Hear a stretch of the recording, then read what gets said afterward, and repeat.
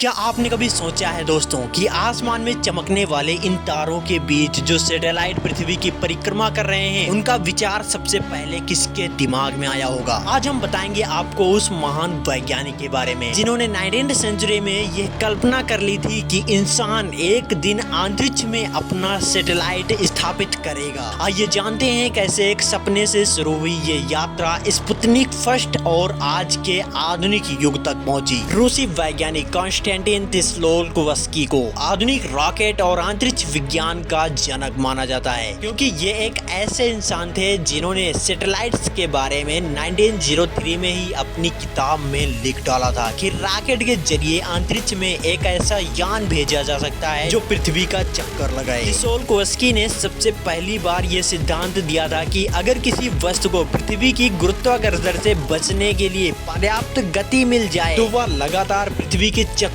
लगा सकती है। उन्होंने अंतरिक्ष में घूमने वाले मानव युक्त स्टेशनों और उपग्रहों का विचार दुनिया के सामने रखा। दूरदर्शी मुख्य डिजाइनर सर्गेई कोरोलेव के नेतृत्व में सोवियत संघ ने भारी उपग्रह परियोजना को फिलहाल के लिए टालने का फैसला लिया। इसके बजाय उन्होंने एक सरल हल्के उपग्रह पर ध्यान केंद्रित किया जिसे केवल सबसे पहले लॉन्च करने के लिए डिजाइन किया गया था। इसे यूनिवर्स की एक्सिस में एग्जिस्ट करने के लिए R7 रॉकेट का यूज किया, एक बहुत ही बड़ी अंतर महाद्वीपीय बैलिस्टिक मिसाइल जिसे मूल रूप से परमाणु हथियारों को ले जाने के लिए डिजाइन किया गया था। अक्टूबर 4, 1957 को मॉस्को समयानुसार रात 10:28 बजे इतिहास रचा गया। R7 रॉकेट ने गर्जना करते हुए उड़ान भरी और वायुमंडल को भेद दिया। कुछ ही मिनटों बाद स्पुतनिक फर्स्ट को पृथ्वी की निचली अंडाकार कक्षा में स्थापित कर दिया गया। पृथ्वी के सबसे निकट ये 223 किलोमीटर की ऊंचाई पर था और सबसे दूर ये 940 किलोमीटर की दूरी पर पहुंचा। लगभग 18,000 मील पर आवर की रफ्तार से चलते हुए सैटेलाइट हर 96 मिनट में एक बार पृथ्वी का चक्कर लगाता था। जैसे ही यह पृथ्वी का चक्कर लगा रहा था, इसके रेडियो ट्रांसमीटर लगातार 20 और 40 मेगाहर्ट्ज फ्रीक्वेंसी पर वो अपनी बीप साउंड निकाल रहा था। ये साउंड इस तरह से सेट किया गया था कि कोई भी प्रमुख वैज्ञानिक ट्रैकिंग स्टेशनों से लेकर अपने घरों के पिछवाड़ों में बैठे शौकिया रेडियो ऑपरेटरों तक इसे सुनकर ये उम्मीद कर सके कि हम अंतरिक्ष में पहुंच चुके हैं। अब शुरुआत होती है अंतरिक्ष में दौड़ की जंग। रशिया के लिए ये स्पुतनिक फर्स्ट प्रचार के लिए बहुत बड़ी जीत थी, लेकिन यूएसए के लिए यह प्रक्षेपण एक बहुत बड़ा झटका था।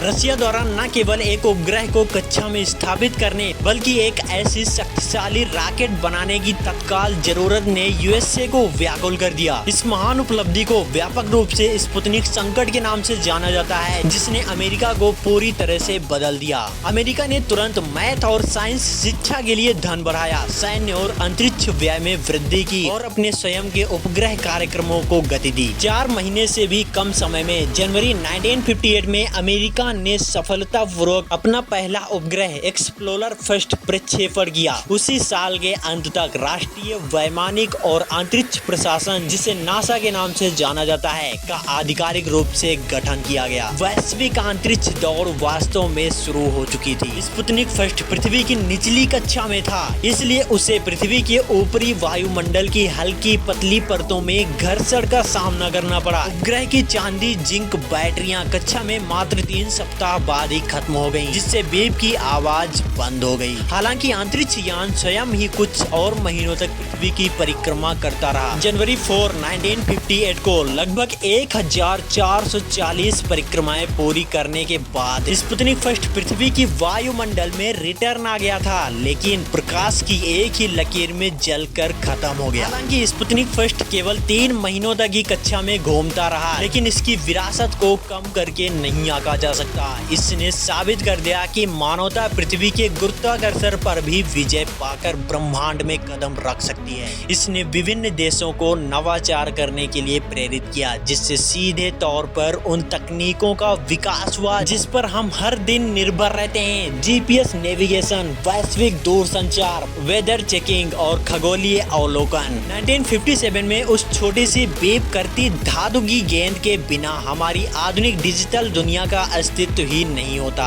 अंतरिक्ष युग की शुरुआत पर एक नजर डालने के लिए आज हमारे साथ जुड़ने के लिए धन्यवाद।